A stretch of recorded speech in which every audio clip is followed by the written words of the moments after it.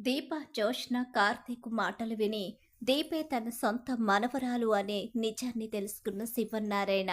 మరి ఇదంతా ఎలా జరగబోతుంది? నిజం తెలుసుకున్న శివన్నారాయణ ఏం నిర్ణయం తీసుకోబోతున్నాడు అన్నది తెలుసుకోవాలనుకుంటే వీడియోని చివరి వరకు మిస్ కాకుండా అయితే చూసేయండి. మా వీడియో నచ్చితే లైక్ చేయడం మాత్రం మర్చిపోకండి. ఇక శివన్నారాయణ అయితే దీపకు అసిస్టెంట్‌గా జోష్నని ప్రకటిస్తాడు. దాంతో ఏంటండి ఇదంతా? దీపక్ అసిస్టెంట్‌గా అది ఉండడం ఏంటి? ఏ నీకేమైనా అభ్యంతరం ఉంటే ఇద్దరూ కలిపి ఇక్కడే దీపక్ అసిస్టెంట్లుగా ఉండొచ్చు అని చెప్పేసి అంటూ ఉంటాడు. అది కాదండి. అది చదివిన చదువు. ఏ చదివిన చదువు తప్పులు చేసేటప్పుడు గుర్తుకు రాలేదా? మరి ఇంకా ఏంటి ఆలోచన? ఇది జోష్నకు వేస్తున్న శిక్ష. మరోసారి తప్పు చేయాలంటే జోష్న భయపడాలి. ఇంకెప్పుడు కూడా జోష్న తప్పులు చెయ్యకూడదంటే జోష్నకి ఇదే సరైన శిక్ష. కార్తీక్, నీకే అప్పగిస్తున్నాను ఈ బాధ్యత కూడా. పారిజాతం ఎలా అయితే నేను వేసిన శిక్షని అమలు చేస్తుందో అలాగే జోష్న కూడా దీపకి అసిస్టెంట్‌గా పని చేయాల్సిందే. తను కనుక ఏ విషయంలోనైనా సరే దీపని కాదని దీప విషయంలో తను అవమానించాలని ప్రయత్నిస్తే నువ్వే తన విషయాన్ని చూసుకోవాలి అని చెప్పేసి ఈ రోజు నుంచి దీప్ అసిస్టెంట్‌గా జోష్న ఉంటుంది. ఇది నా ఆర్డర్. నా ఆర్డర్‌ని కాదనడానికి లేదు. కాదు, లేదు, చెయ్యను అని కనుక అంటే ఇక్కడి నుంచే కాదు ఇంటి నుంచి కూడా బయటికి వెళ్ళిపోయే పరిస్థితి వస్తుంది. సుమిత్రకి చెప్తే ఏమవుతుందో కూడా మీకు తెలుసు కదా! వద్దండి, వద్దండి, సుమిత్రకి చెప్పొద్దు. దీప అసిస్టెంట్‌గా జోష్న ఉంటుంది అని చెప్పి భయపడుతుంది పారిజాతమతి. గ్రాని, ఏంటే ఇంటి నుంచి బయటికి వెళ్ళిపోతే ఇంకెప్పటికీ ఆ ఇంట్లోకి రాలేము. నీకు తెలుసు కదా ఆ ఇంట్లో మన స్థానం ఎలాంటిదో. ఆ ఇంట్లో వాళ్ళకి దగ్గరైపోతారు. మనం ఆ ఇంటికి దూరం అయిపోయే పరిస్థితి వస్తుంది. దానికన్నా ఇది బెటర్ ఆప్షనే అని చెప్పేసి చెవులు కొరుక్కుంటారిద్దరు. చాలు చెవులు కొరుక్కుంది ఇద్దరు కూడా. ఇక ఎవరికి ఇచ్చిన శిక్ష వాళ్ళు అమలు చేస్తూ ఇచ్చింది కరెక్ట్‌గా చేస్తే అతి త్వరలో దీని నుంచి విముక్తి ఉంటుంది. లేకపోతే శిక్ష మరింత కఠినంగా ఉంటుంది. అది గుర్తుపెట్టుకుని వ్యవహరిస్తే బావుంటుంది అని చెప్పేసి శివనారాయణ వెళ్ళిపోతాడు. హలో మేడం గారు, ఇప్పుడు మీరు దీప గారి అసిస్టెంట్. కాస్త అలా ఉంటే బావుంటుంది. అంతకన్నా ఎక్కువ చేస్తే ఏ పరిస్థితిలోకి వెళ్ళిపోతారో అని చెప్పేసి కార్తీక్ అంటూ ఉంటాడు. బావా, నీకు చాలా సంతోషంగా ఉంది కదా! మీరందరూ నా జీవితంతో ఆడుకుంటున్నారు. మీ అందరికీ నేనెలా బుద్ధి చెప్తానో చూడండి అని చెప్పేసి కోపంతో రగిలిపోతూ ఉంటుంది జోష్న అయితే. ఇక సూరజ్ అయితే ఏంటి అసిస్టెంట్ అనేసరికి చాలా బాధగా ఉన్నట్టుందేంటి? మనం చేసుకునే పనులే మన జీవితాల్ని నిర్ణయిస్తాయి. ఇక్కడ నువ్వు దీపగారి అసిస్టెంట్‌వి. నువ్వు ఇప్పుడు ఇక ఎలాంటి పవరు లేని లేడీవి. అసలు నువ్వు ఈ కంపెనీ చైర్మన్ గారి మనవరాలివి. కోట్ల ఆస్తికి వారసురాలివి. కానీ మన చేతల కారణంగా ఎక్కడి నుంచి ఎక్కడికొచ్చి పడ్డావో చూడు. 5వ తరగతి చదువుకుంది. ఆఫ్టర్ ఆల్ ఇడ్లీ అమ్ముకునేది అని చెప్పి దీపగారిని అవమానించావు. జ్యూసులు అమ్ముకునేవాడినని చెప్పి నన్ను అవమానించావు. ఈరోజు నీ పరిస్థితి ఏమైందో చూసావా? అందుకే ఎదుటి వాళ్లను వేలెత్తి చూపే ముందు మన అర్హత ఏంటో ఒక్కసారి చూసుకుంటే బావుంటుంది. ఇక నుంచి అసిస్టెంట్‌గా పని చేసుకో వెళ్ళు అని సూరజ్ అంటూ ఉంటాడు. ఇక అక్కడి నుంచి పారిజాతం వెళ్ళిపోతుంది. అమ్మో! దీని ఆవేశానికి నేను బలైపోతాను. వీళ్ళందరూ బాగానే ఉంటారు. ఇది దీనికున్న కోపాన్ని మొత్తం నా మీద చూపిస్తుంది. నేనిప్పుడు దీని కోపాన్ని భరించలేను. ఇంటికొచ్చిన తర్వాత చూసుకుందాం అని చెప్పేసి పారిజాతం అయితే ఆఫీస్ నుంచి వెళ్ళిపోతుంది. ఇక శివనారాయణ అయితే మాత్రం తన రూమ్‌లో కూర్చొని ఆలోచిస్తూ ఉంటాడు. చైర్మన్ మనవరాలు, కోట్ల ఆస్తికి వారసురాలు. కానీ ఈరోజు దీప ముందు ఇక పని చేయాల్సిన పరిస్థితి ఏర్పడుతుంది. దీప అసిస్టెంట్‌గా ఉండవలసిన పరిస్థితి జోష్నకి వచ్చింది. కానీ ఈ పరిస్థితి వచ్చిందని నేను బాధపడడం లేదు. సుమిత్ర చెప్పింది. ఎక్కువ, తక్కువ అనేది ఏమీ లేదు. మంచి చెడులను బట్టే మన జీవితం నిర్ణయించి పడుతుంది అని. కోట్ల ఆస్తికి వారసురాలైన ఆస్తి విలువ, ఆత్మ గౌరవం విలువ, మంచితనం విలువ జోష్న తెలుసుకోవాలి. మనుషుల విలువ, అలాగే తల ఎత్తుకొని ఎలా బ్రతకాలో, తప్పులు చేస్తే తలదించుకొని ఎలాంటి పరిస్థితులు ఎదుర్కోవాలో ఇవన్నీ కూడా తనకి తెలిసి రావాలి. ఇకనైనా జోష్నలో మార్పు వస్తే అంతకు మించిన సంతోషం ఏమీ లేదు అని చెప్పేసి అనుకుంటూ ఉంటాడు. శివనారాయణ అయితే అలా ఆలోచించుకుంటూ ఉంటాడు. ఇంటి దగ్గర సుమిత్ర కూర్చొని ఉంటుంది. ఈలోగా బెంగుళూరు నుంచి దశరథ ఫోన్ చేస్తాడు.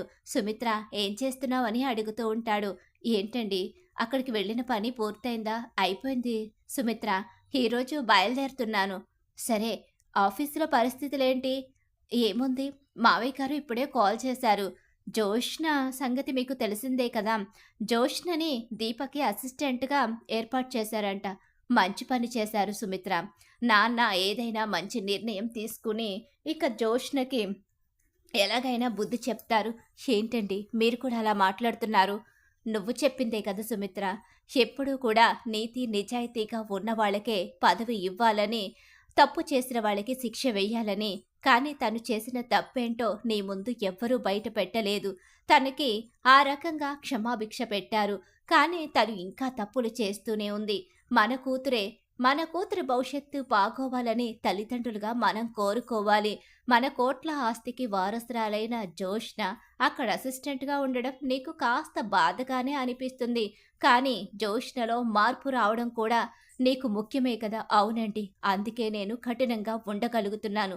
జోష్నలో మార్పు రావాలి. దీపలా జోష్న కూడా మంచితనంగా ఉండాలి. దీప ఎంత మంచిదో, అలాంటి అమ్మాయిని ఎందుకు నేను కనలేదా అని ఎన్నోసార్లు బాధపడతాను అని చెప్పేసి సుమిత్ర అంటూ ఉంటుంది. ఎందుకు సుమిత్ర అంతగా బాధపడతావు? తనే మన కన్న కూతురు. ఆ విషయాన్ని ఏదో ఒకరోజు ఖచ్చితంగా నేనే నీకు చెప్తాను. అంతవరకు జోష్నే మన బిడ్డ అని నువ్వు భ్రమపడుతున్నావు. జోష్న మన కన్న బిడ్డ కాదు కాబట్టే మన కంపెనీలో ఎలాంటి పరిస్థితులు వచ్చినా, ఇంట్లో ఎలాంటి పరిస్థితి వచ్చినా తొణక్కుండా బెణక్కుండా తను మాత్రం తన స్వార్థాన్ని చూసుకుని ముందుకు వెళ్ళిపోతుంది. అనుక్షణం ఏదో ఒక కుట్రలు కుతంత్రాలు చేస్తూ మన ఇంటి పరువుని, ఆఫీస్ పరువుని తీసే ప్రయత్నం చేయడమే కాకుండా ఎన్నో రకాలుగా ఈ ఆస్తిని దక్కించుకొని ఈ వారసత్వాన్ని తనే సొంతం చేసుకోవాలని ప్రయత్నిస్తుంది. పారిజాతం పిన్ని చేసిన కుట్రతో ఈరోజు జోష్న ఎన్నో రకాలుగా ఈ అధికారాన్ని, ఆస్తిని దక్కించుకోవడానికి చాలా కుట్రలే చేస్తుంది. త్వరలోనే జోష్నకి బుద్ధొస్తుంది. కార్తీకు, దీప ఖచ్చితంగా జోష్నకి బుద్ధి చెప్తారని నా మనసుకి అనిపిస్తుంది అని అనుకుంటూ ఉంటాడు దశరథ. సరే అండి, త్వరగా బయలుదేరండి, జాగ్రత్త అని ఫోన్ పెట్టేస్తుంది. కాస్త కూతురు గురించి బాధపడుతుంది. తన కడుపున పుట్టిన కూతురికి ఎందుకు ఇలాంటి పరిస్థితి వచ్చింది? ఎందుకు తను ఇలా తయారయ్యింది? అసలు ఎందుకు ఎవరి మాట వినకుండా స్వార్థంగా ఆలోచిస్తుంది అనే ఆలోచన తన మనసుని మరింత బాధ పెడుతుంది. మావయ్య గారి నిర్ణయానికి ఎదురు లేదు. మావయ్య కూడా తన మనవరాలి గురించి ఆలోచించే ఈ నిర్ణయం తీసుకుని ఉంటారు. మావయ్య ఎప్పుడు ఈ కుటుంబానికి మంచే చేశారు అని చెప్పేసి అనుకుంటూ మనసుకి సర్ది చెప్పుకుంటుంది. దేవుణ్ణి ప్రార్థించుకుంటుంది. తన కూతురికి మంచి బుద్ధి, మంచి లక్షణాన్ని ఇవ్వమని, దానికి మంచి జీవితాన్ని ఇవ్వయ్యా, నీదే భారమయ్యా అంటూ ఆ దేవుణ్ణి ప్రార్థిస్తుంది సుమిత్ర. అయితే ఇక ఇదిలా జరుగుతూ ఉంటుంది. ఈలోగానే దీప దగ్గర అసిస్టెంట్గా అయితే జోష్న ఇక పని చేయడం మొదలు పెడుతుంది. ఇక లోపలికైతే జోష్న వస్తుంది. అయ్యో రండి పెద్ద మేడం గారు. ఏంటి బావా, ఇంకా పెద్ద మేడం అని పిలుస్తావేంటి? ఏంటే, నీకు చాలా పొగరు తలకెక్కినట్టుందేంటి?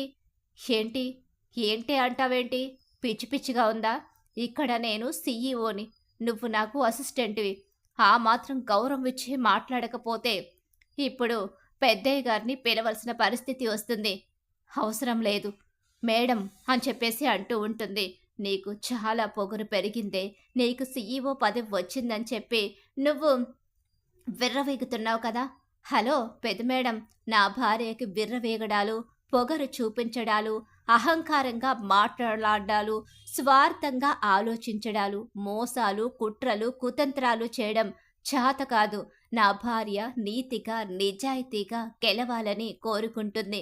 మంచి మనసుతో ఆలోచిస్తుంది. అందుకే ఈరోజు నా భార్య ఈ స్థానంలో ఉంది. నువ్వు ఈ స్థానంలో నిలబడ్డావు. అప్పుడైనా నీకు అర్థం కావాలి కదా నా భార్య ఏంటి అన్నది. ఇంకా నీకు అర్థం కాకపోతే నీ కర్మ. అవునవును బావా!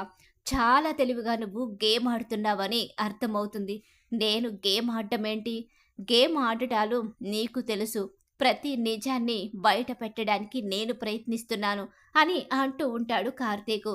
ఈలోగానే శివనారాయణ అయితే ఇక తను క్యాబిన్‌లో కూర్చోలేక కాస్త మనశ్శాంతి లేకపోవడం, మనవరాలు గురించి ఆలోచించడంతో చాలా డిస్టర్బ్ అవుతాడు. అలా డిస్టర్బ్ అయిన శివనారాయణ అయితే ఇక దీప క్యాబిన్ వైపొస్తాడు. దీప ఎలా వర్క్ చేస్తుందో, అసలు వర్క్ ఎలా జరుగుతుందో, దీప ఎంతవరకు మేనేజ్ చేయగలదు, దీప దగ్గర అసిస్టెంట్‌గా ఉన్న జోష్న దీపనేమైనా ఇబ్బంది పెడుతుందా, అసలేం జరుగుతుందో చూద్దామని చెప్పేసి తన క్యాబిన్‌లో ఉండలేక దీప క్యాబిన్ వైపు వస్తూ ఉంటాడు శివనారాయణ అయితే.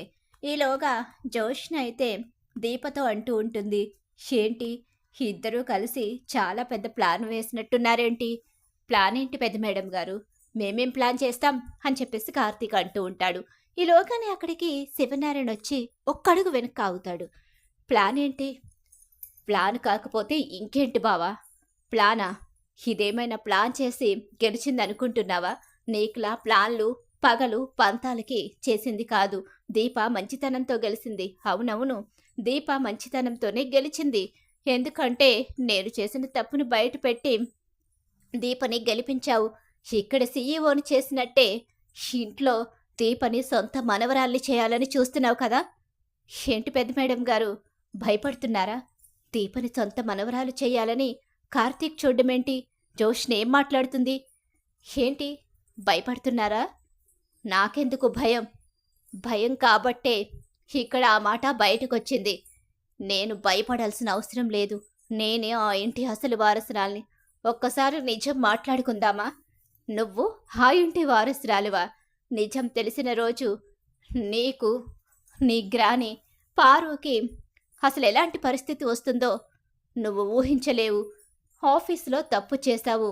దీపం మీద గెలవడానికి నువ్వు, పారు ఇద్దరూ కలిసి కుట్రలు, కుతంత్రాలు చేసి చివరకు దొరికిపోయి ఎలాంటి పరిస్థితిలోకి వచ్చారో మీ ఇద్దరూ మీరు గమనించుకుని ఉండుంటారు. ఇప్పుడు కూడా అదే పరిస్థితి. జోష్న అనే వ్యక్తి అసలు ఆ ఇంటి వారసురాలే కాదని తాత తెలుసుకున్న రోజు నీ గతి ఏమవుతుందో తెలుసా? ఆ ఇంటి వారసురాలివి కాకపోయినా ఆ ఇంటి వారసత్వాన్ని దక్కించుకొని ఆ ఇంట్లో నువ్వు పెత్తనం చెలాయిస్తూ వాళ్ళందరూ నీ వాళ్ళు అని, ఆ ఆస్తి నీదని, నువ్వు ఆ ఆస్తి కోసం ఎవరిని ఏదైనా చేయడానికి వెనకాడవని, నువ్వు చేస్తున్న ప్రయత్నాలు, పనులు, నీ కుట్రలు, కుతంత్రాలు తాతకి, అత్తకి తెలిసిన రోజు నీ గతి ఏమవుతుందో తెలుసా? నీ గ్రాని పారు, పారు పసి వయసులో బిడ్డ పుట్టిన వెంటనే దీపని బయటికి పంపించి నిన్ను దాసు కూతురివి, తన మనవరాలైన దాసు కూతుర్ని తీసుకొచ్చి మా అత్త ఒడికి చేర్చింది.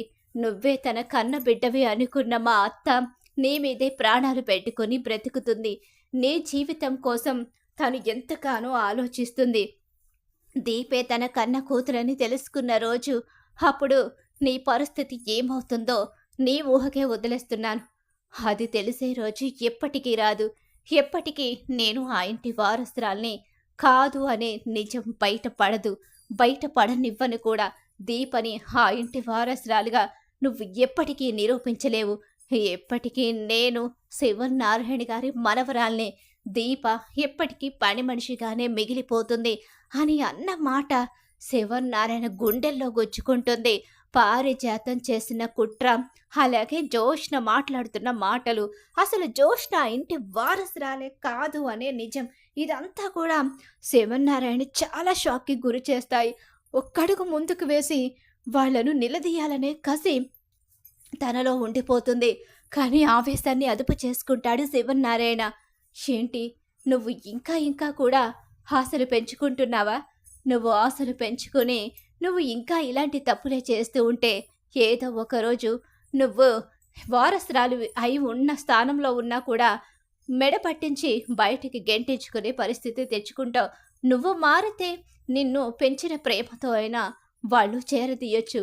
కానీ నువ్వెలానే ఉంటే పెంచిన ప్రేమని కూడా వదిలేసుకుని బయటకు గెంటేసే పరిస్థితి వస్తుంది. నేను వెళ్ళను. నన్ను ఎవరు బయటికి గెంటలేరు. ఇన్నాళ్లుగా వాళ్ళు గ్రాని చేసిన కుట్రని తెలుసుకోలేకపోయారు. తాత గ్రానీని కనిపెట్టలేకపోయాడు. గ్రాని ఆ రోజు హాస్పిటల్లో చాలా చేసింది. బిడ్డల్ని మార్చేసింది. దీపని చంపేయమంది. దీపని వాడు అక్కడ బస్టాండ్‌లో వదిలేసాడు కాబట్టి ఈరోజు ప్రాణాలతో బ్రతికి బయటపడింది. కుబేర తీసుకొచ్చి దీపని పెంచాడు కాబట్టి దీప ఈరోజు ఇక్కడికి వచ్చి మళ్ళీ వారసురాల్ని అని చెప్పి ఇక చాలా విర్రవీగుతూ మాట్లాడుతుంది. కానీ ఎట్టి పరిస్థితిలోని దీపని ఆ ఇంట్లో అడుగు పెట్టనివ్వను. నేనే ఆ ఇంట్లో ఎప్పటికీ స్థిర స్థానాన్ని ఏర్పరచుకుంటాను. ఆ రోజు ఆ నిజం తెలిసిన ప్రతి ఒక్కరిని గ్రాని చంపేసింది. కానీ తన కొడుకుని వదిలేయడం కారణంగానే ఈరోజు తన కొడుకు ద్వారాగా మీరు ఈ నిజాలన్నీ తెలుసుకుని నన్నే బయటకు గెంటేయాలి అనుకుంటున్నారు. కానీ ఆ అవకాశాన్ని మీకివ్వను, ఎప్పటికీ ఇవ్వను అని చెప్పేసి జోష్న మాట్లాడుతున్న మాటలన్నీ వినేసిన శివనారాయణ చాలా ఆవేశంగా అక్కడికి వెళ్ళి వాళ్లను నిలదీయకుండా ఇంటికి బయలుదేరిపోతాడు శివనారాయణ. అలా బయలుదేరిపోయిన శివనారాయణ దారి పొడవుతా కూడా ఆ కుటుంబానికి జరిగిన అన్యాయం, పారిజాతం చేసిన మోసం ఇవన్నీ కూడా తనకి గుర్తుకొస్తాయి. అసలు వారసురాలైన దీప వాళ్ళ కళ్ళ ముందే పని మనిషిగా ఎన్నో కష్టాలు పడి బ్రతుకుతుంది. అదంతా తన కళ్ళ ముందు మెదులుతుంది. వారసురాలు కానీ ఒక పని మనిషి కూతుర్ని గొప్పగా వారసురాలుగా ఆ చేతులతో పెంచిన శివనారాయణ ఇదంతా గుర్తు చేసుకుని చాలా బాధపడతాడు. చాలా ఎమోషనల్ అవుతాడు. తన సొంత మనవరాలు పని మనిషిగా, పని మనిషి కూతురు సొంత మనవరాలుగా పెరగడం, తన మనవరాలు తలరాత ఇలా ఎందుకు రాసావయ్యా అని ఆ భగవంతుణ్ణి అనుకోవడం, ఇంటికి బయలుదేరి వెళ్ళిపోవడం జరుగుతుంది. ఇంటికి వెళ్ళేసరికి మావయ్య గారు, ఏమైంది మావయ్య గారు, అలా ఉన్నారేంటి, త్వరగా వచ్చేసేయండి ఆఫీస్ నుంచి, ఒంట్లో ఏమైనా బాలేదా అంటూ సుమిత్ర అంటూ ఉంటుంది.